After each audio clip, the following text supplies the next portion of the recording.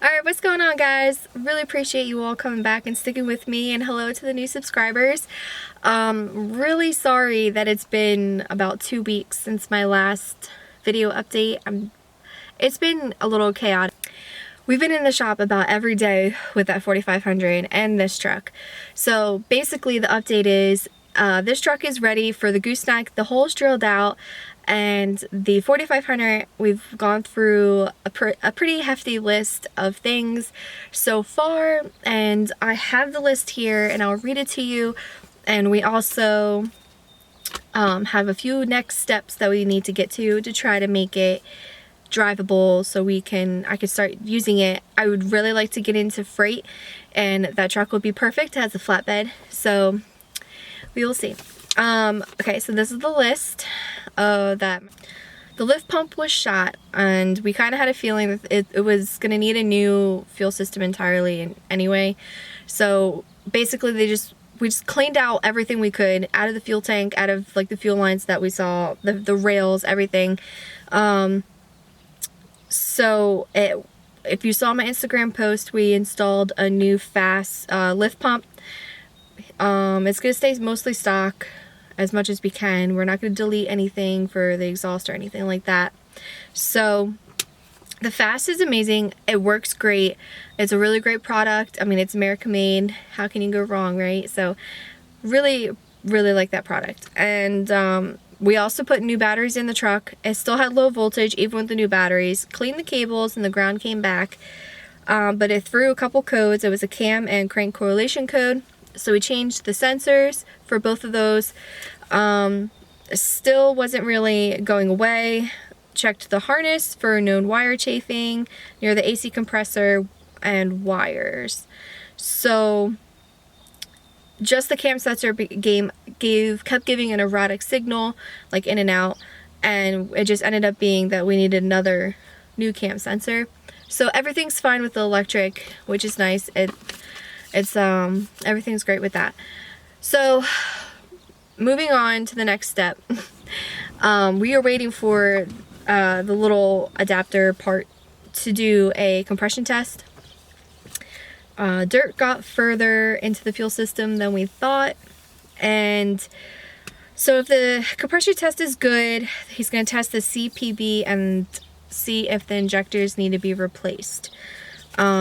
We're still researching injectors to see what would be best to go in the truck. If you guys have any suggestions, please comment below.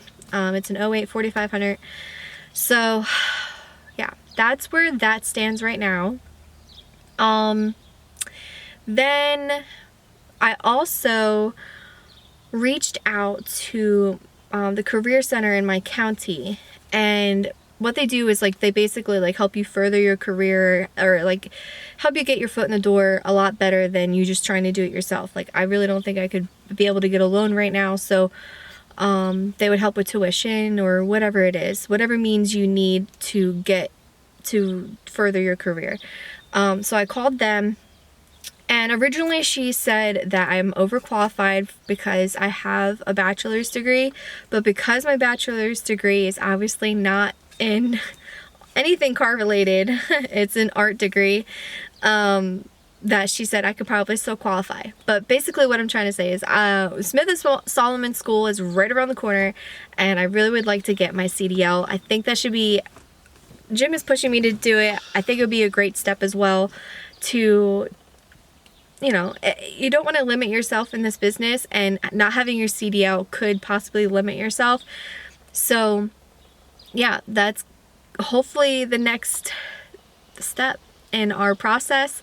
Yeah, so like I really appreciate you all like following me on my journey, because I know we're very fresh and like new, so seeing us gradually grow, I know it feels slow to me, but it really is going by fast.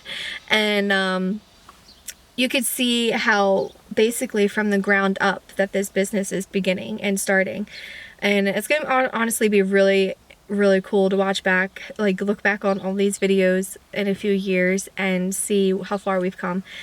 So that's that.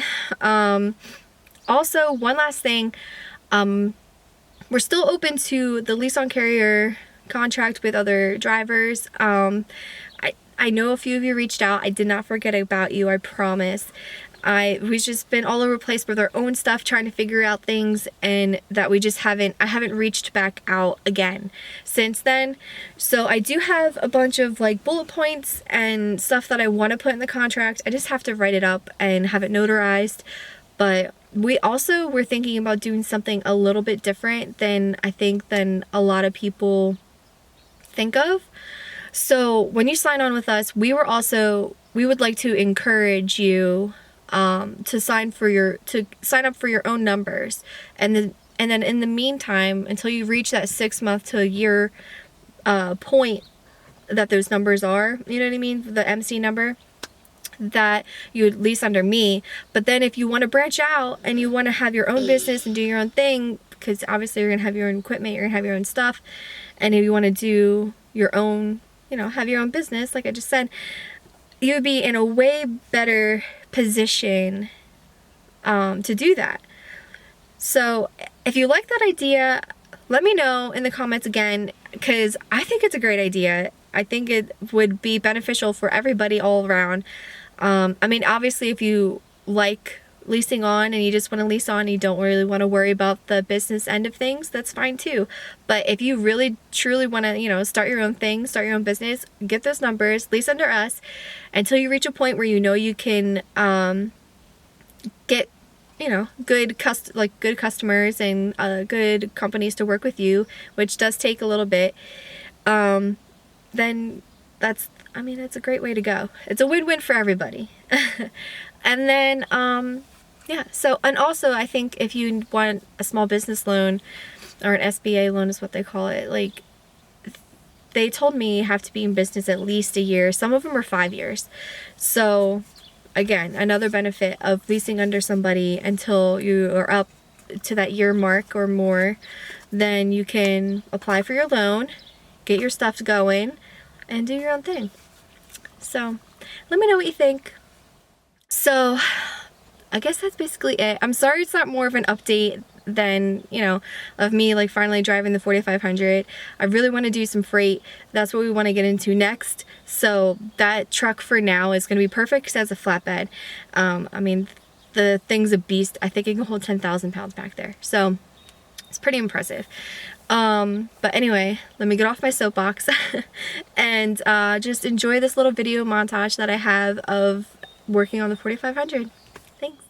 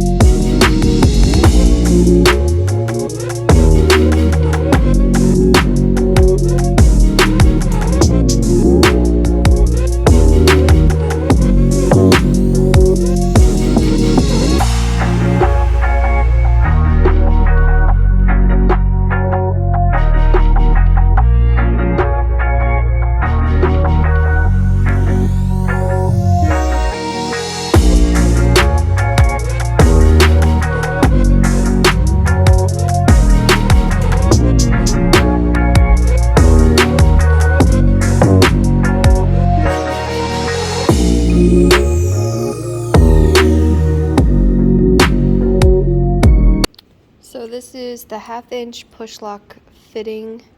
We're gonna cover it with oil, and then once we put it on the hose here, you cover it with this so nothing gets into it, and then we bring it underneath and stick it right through there.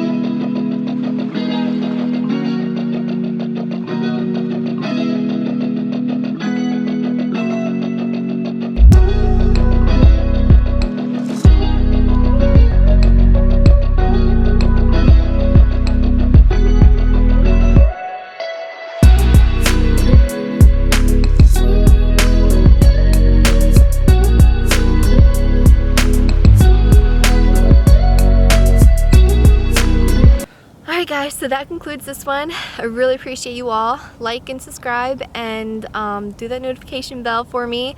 Really appreciate it. I would love to get to 1,000 followers. Hopefully the next time I post a video, you will see me driving around in the 4500 picking up my first freight load. That'd be amazing. So wish us luck, and see you in the next one. I wanna be the best in the game, invest in my name, check no restraints, I'm obsessed with the pain, I ingest, I retain, assess and I change, possessed by the thought I'll be